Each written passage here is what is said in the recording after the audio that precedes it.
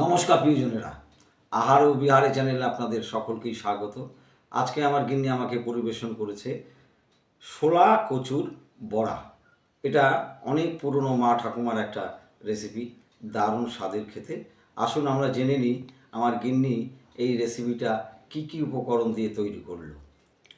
প্রিয়জনেরা, প্রথমে শোলা কচুটাকে ছুলে গ্রেট করে নিয়েছি, চাল গুঁড়ো দিয়েছি, আলু সেদ্ধ একটা, পেঁয়াজ কুচি, কাঁচা লঙ্কা কুচি, ধনেপাতা কুচি, নারকেল কোড়া, স্বাদ মতন নুন আর পরিমাণ মতন হলুদ দিয়ে ওটাকে মেখেছি।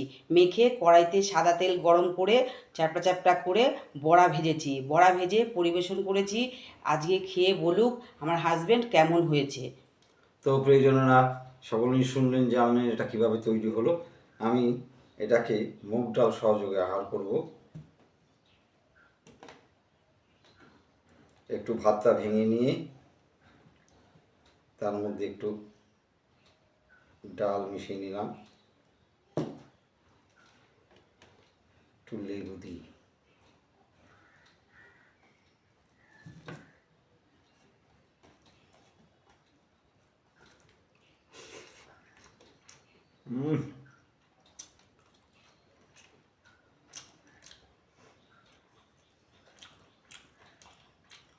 আহা, অসাধারণ, অপূর্ব স্বাদ। আপনারা অবশ্যই এই রেসিপিটা বাড়িতে তৈরি করুন আর ফিরে যান অতীতে, সবাইকে খাইয়ে তৃপ্তি পান। আর কেমন খেলেন কমেন্টের মাধ্যমে অবশ্যই আমাদেরকে জানাবেন। আজ তাহলে এই পর্যন্তই, দেখা হচ্ছে খুব শিগগিরই নতুন কোনো রেসিপি নিয়ে।